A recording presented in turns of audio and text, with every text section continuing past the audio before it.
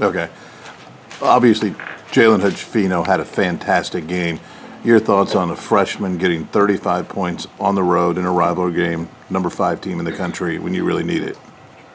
It was an unbelievable display of basketball for him. I mean, I thought he played 40 minutes and, get the ball where it's got to go offensively, have to defend,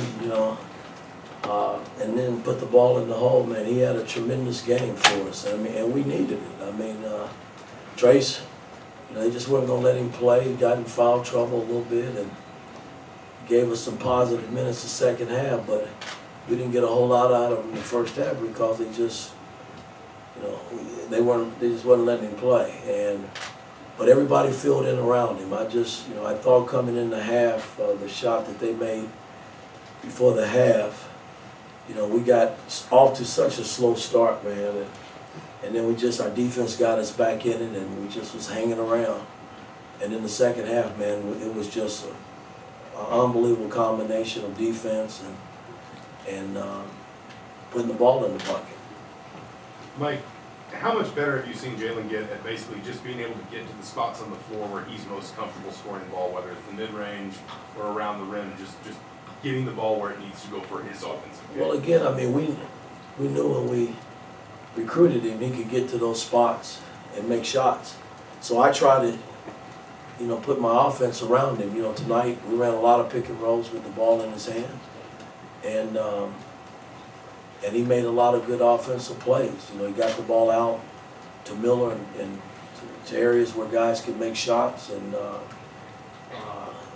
we didn't get a whole lot of behind the defense where we got roles for Trace and Race and our bigs to make plays, but didn't really need to because he was making shots coming over the screen, and which was huge for our team tonight.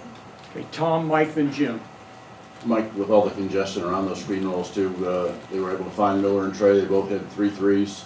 And you also only had 8 turnovers. How critical was that just to play a clean game? Well, it's huge on the road, man. I tell these guys every time we step foot out on the road, if you defend and rebound and not turn it over, you'll be in every game. You give yourself a chance to win. And tonight, we did all those things. We defended, we didn't rebound well, but we were able to put the ball in the hole and didn't turn it over. So that was kind of nice to see.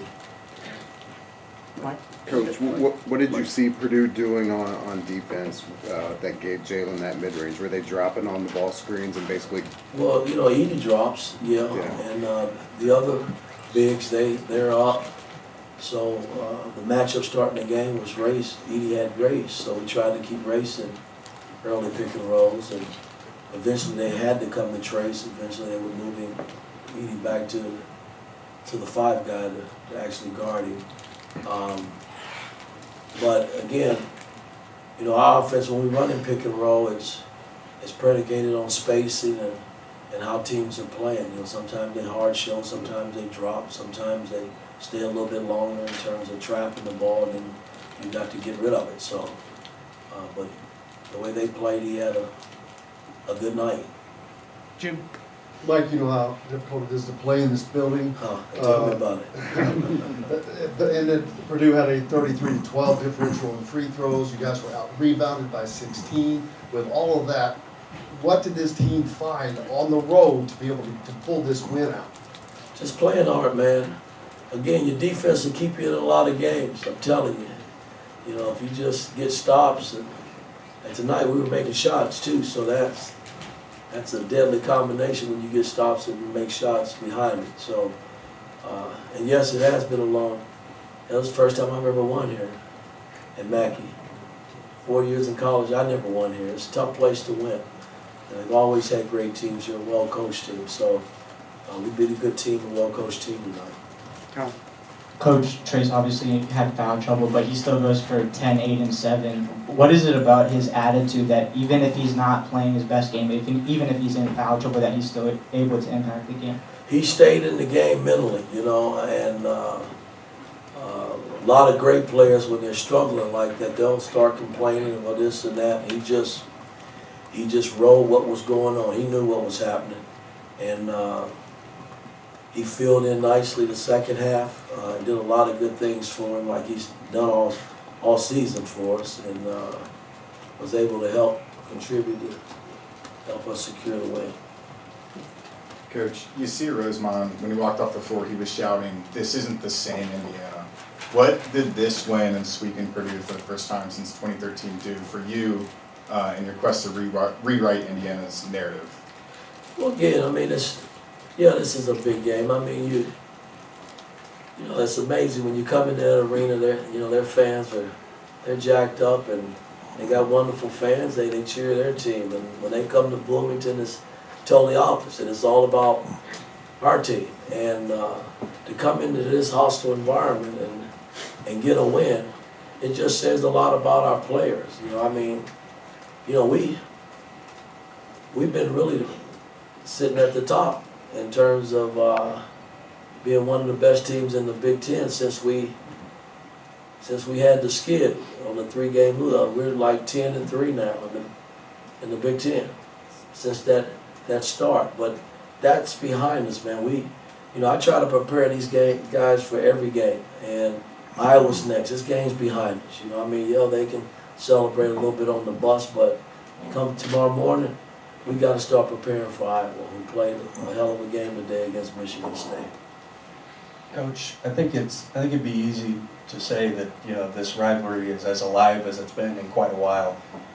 With that being the case, with IU Purdue being as intense as it's been this season, what does that do for the fans and the narrative of how basketball just means more in Indiana? Well, again, you can't exclude Notre Dame because they've always had good teams too over the years. This state has been enriched with a lot of talented players that's come out of this state. And Purdue, in particular, have always had great teams, great coaches. I'm dating back to when I played, and it's not going to ever change. I mean, it's what it is, man. I mean, they have their fan base, we have our fan base. And, I love our fan base, I truly do, because we got a great fan base, we do. Sir? Mike, sorry, asking you another question about Jalen's development. You're talking about the different ways teams play you on screen and roll. How much have you seen him improve, basically knowing what's the right decision for him based on the coverage he's seeing as he comes around the screen, based on basically what teams do on the screen itself? He's grown a lot, but there's still holes. He's not perfect.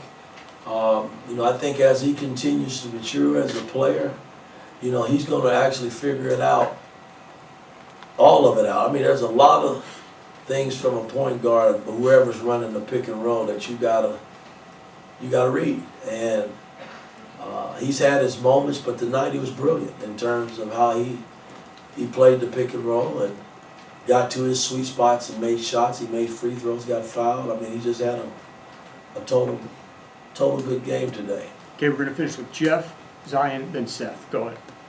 Yeah, Coach. Troy Galloway, I think it was 13 points, 5 assists, no turnovers, 38 minutes. Some really good defense on Braden Smith, who's been very good for them. Just wanted to get your thoughts on Galloway's overall game tonight. Gallo's been solid. He was solid last season. Unfortunately he had the injuries. But he's been solid. I mean, he plays hard, man. That's what I like about him. And he's got a nice basketball sense in terms of how I want guys to play, perimeter play. So I'm happy with how he played tonight. I'm happy with everybody. I mean, this was a total team effort. You beat a great team tonight that was well coached. Okay, Zion, then Seth. We're up.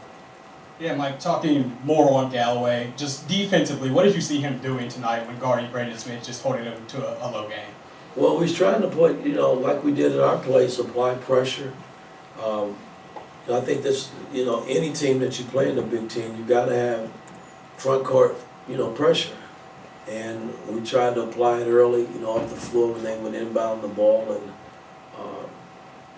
and not lay on screens and when they're running their pick and roll game or setting screens on the man. And I think Gallo's starting to really mature. For our ball club, because he does a lot of nice things, dirty things that most players don't like to do, and that's play defense and get into people. So. Okay, last question, Seth.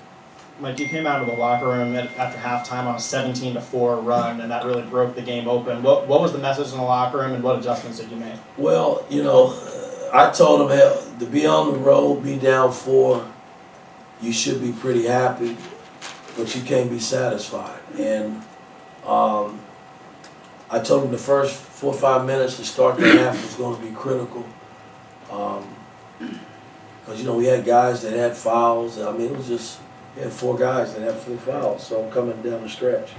But I thought we came out and we answered the bell from the start with our defense. And then we got out, got the ball out. You know, Gallo got up, put some pressure up early and got a couple steals, and then we off and running. Okay, Coach. Thank All you. right, thank you.